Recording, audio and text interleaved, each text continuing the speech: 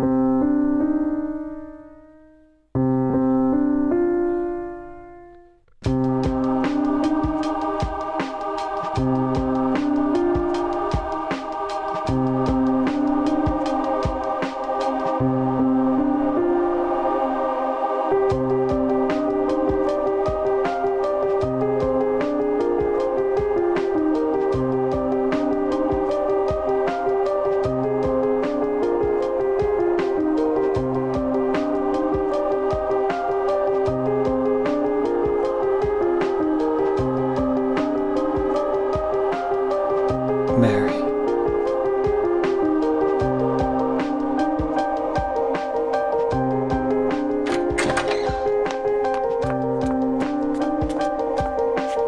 So there you are, James. Did you get the letter? Did you find Mary? If not, let's get going already, okay? Laura.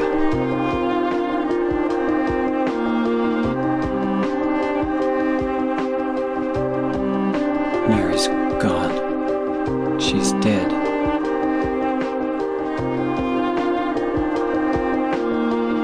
Liar, that's a lie! No, that's not true. She died because she was sick? No, I killed her.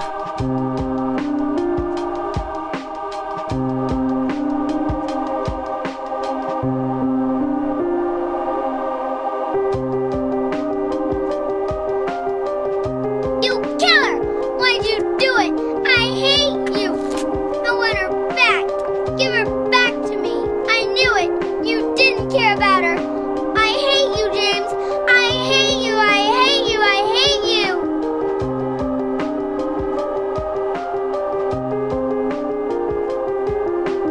She was always waiting for you. Why? Why?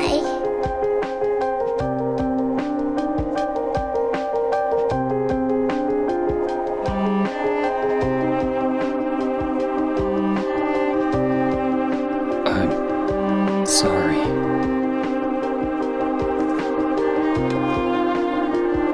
The Mary you know isn't here.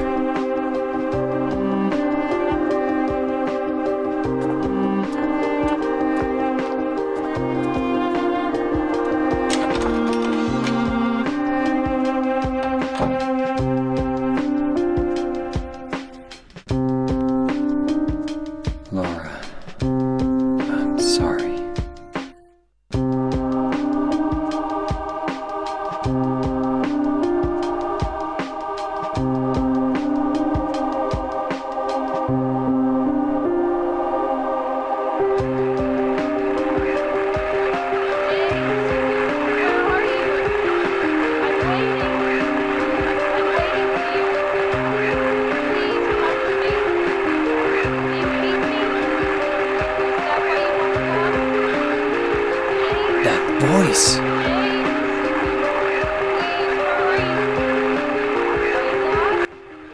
Yep. Again, embarrassingly enough, it actually took me a little while to figure out that James actually smothered Mary with a pillow before Laura outright blurted it out. Bear in mind though, that was on a first playthrough and I couldn't really see what was going on. In the original scene, however, there were initially Mary's screams that would have indicated what James was doing to her, and Team Silent decided to cut them out for similar reasons to the crying baby from Silent Hill 3, in the sense that Mary's screams were actually really fucking disturbing, and again, you can search this online if you want, because I'm pretty sure they are available to find. I believe they might still be in the game's data if you want to dig for them, but good god, it's fucking disturbing. And now James is pretty much seeing reality as it was meant to be seen. Of course, the Lakeview Hotel burned down, and well, everything's saturated, everything's in complete and utter decay, and of course, if you try and press your flashlight button, yeah, it doesn't work anymore, because James is no longer blind to what he's done, and I don't need eyes to see. There we go, I knew I'd get my shine spark back. But basically, this is the Otherworld segment of, well, the Lakeview Hotel. Again, we do have a few cutscene-y things to witness before we progress onwards, and here is also where I believe you get the last item that you need for the Crimson Ceremony, which is basically what you need for... Actually, no, I think that was Silent Hill 4. No, basically the last item you need for the Rebirth ending. Again, if you've been keeping up with where you need to go throughout the game, this is pretty much the last thing you need, and, well, James is all set to resurrect Mary, but, to kind of spoil things right now, no, we're not going to be getting the Rebirth ending because, well, you'll see what happens, but again, I will point out one specific line of dialogue that will indicate whether or not, or at least give you an early indication about what sort of ending you're going to get. But that will come in the final part, so whatever. But though, speaking of Crimson Ceremonies and religious symbolism, we're actually going to be having a little excerpt from Dennis Fault, who later went on to voice Walter Sullivan in Silent Hill 4, although in this game instead he portrays Mary's doctor, which we can, for some bizarre reason, hear through the hotel headphones. You can hear right here. So, let's take a listen to one of the last conversations James had with the man. Mary's going to die? You must be joking. You must be joking. I'm very sorry. But you're a doctor. It's your job to heal people. How can you just let her die? Please, calm down. As her doctor, I promise I'll do what I can. But there's still no effective treatment for her condition. How long does she have? I'm afraid I'm not sure. 3 years at most. Perhaps 6 months. It's impossible to say with certainty. I believe earlier on there was actually another... It was either here or in the hospital where James actually remarks about reading medical textbooks and how, well, they basically didn't do him any good because it's likely that he was also trying to find a way to cure Mary's illness, but again, he's a store clerk, not a doctor. And as you can probably see, yeah, didn't really work out for him. And what is this? The wall. It is blocked off. And in one of the few Silent Hill 1 logic puzzles that you see here, kind of like the 4th floor of the hospital that mysteriously gets blocked off. Again, basically how the Otherworld of the Lakeview Hotel functions is ostensibly with a more... well, basically a more obtuse means of navigation, and not obtuse in a bad way, mind you. It's basically... Again, you see the camera angle shift here, you're basically teleporting between hallways, and you're pretty much just sort of finagling your way around to find a way out, so... yeah, that pretty much just goes to show how that's going to work out for you. There aren't too many enemies apart from a lying figure here and a mannequin there, so... yeah, you don't have to worry about the abstract daddies anymore. I'd say it's pretty smooth sailing up until the penultimate boss encounter, so... be on the lookout for that. Again, I don't think there's not much, if anything, to really pick up here, just spare bits of ammo and health drinks dotted about here, so... yeah, not too much. It's pretty much just going back down...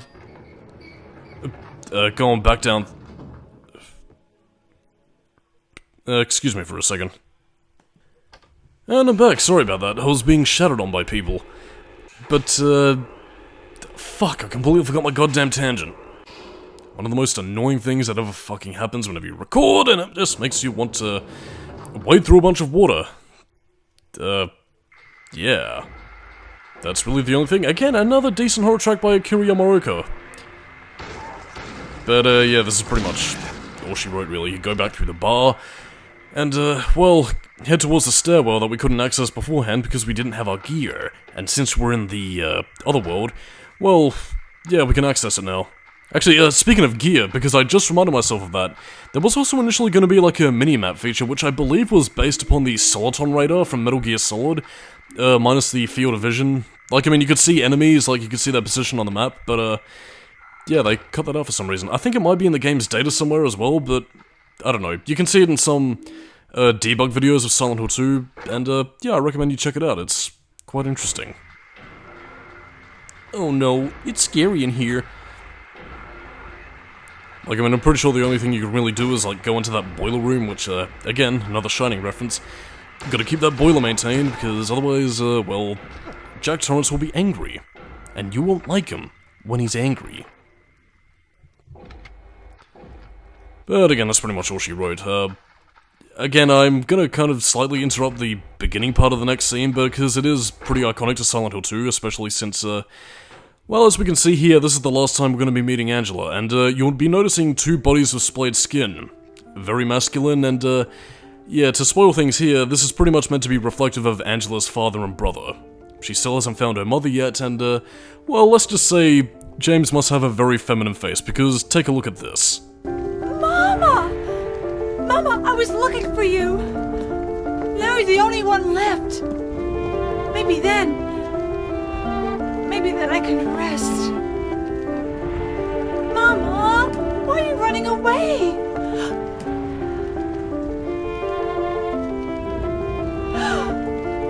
You're not my mama.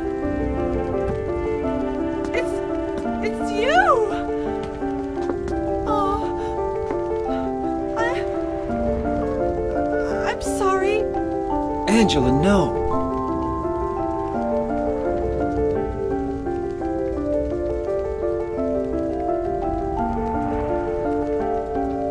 Thank you for saving me. But I wish you hadn't. Even Mama said it. I deserved what happened. No, Angela, that's wrong.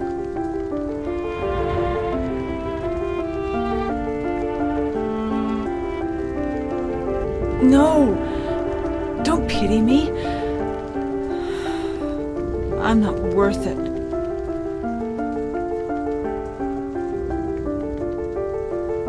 Or maybe you think you can save me.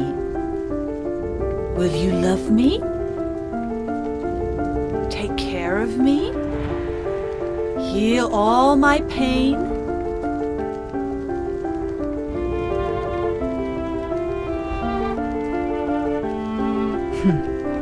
That's what I thought.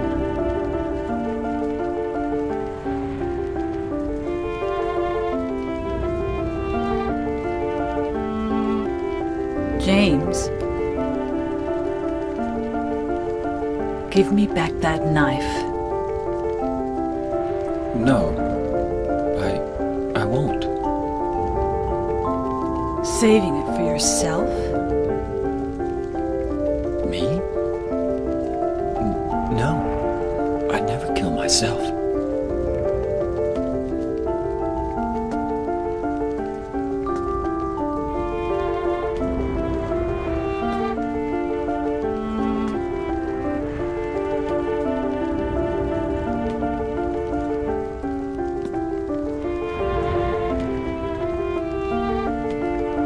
It's hot as hell in here. You see it too.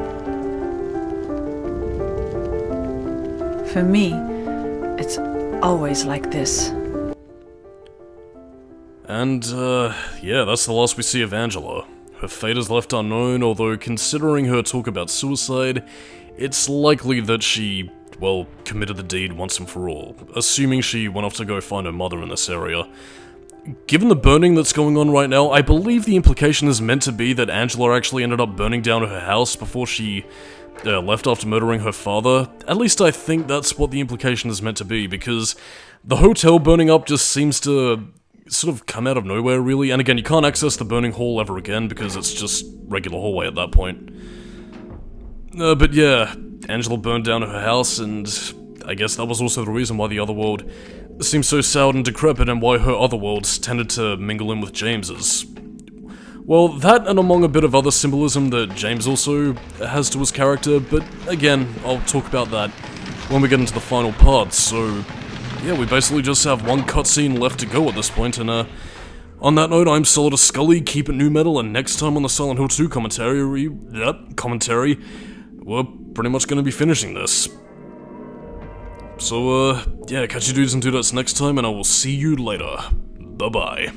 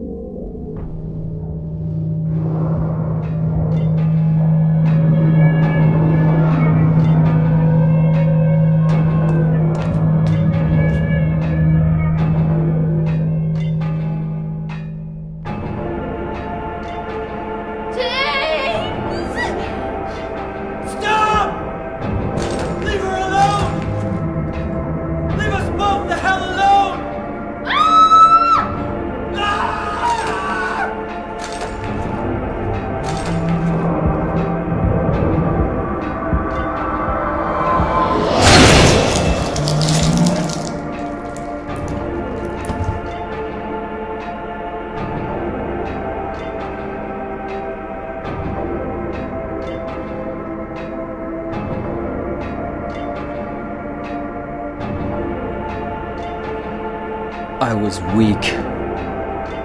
That's why I needed you.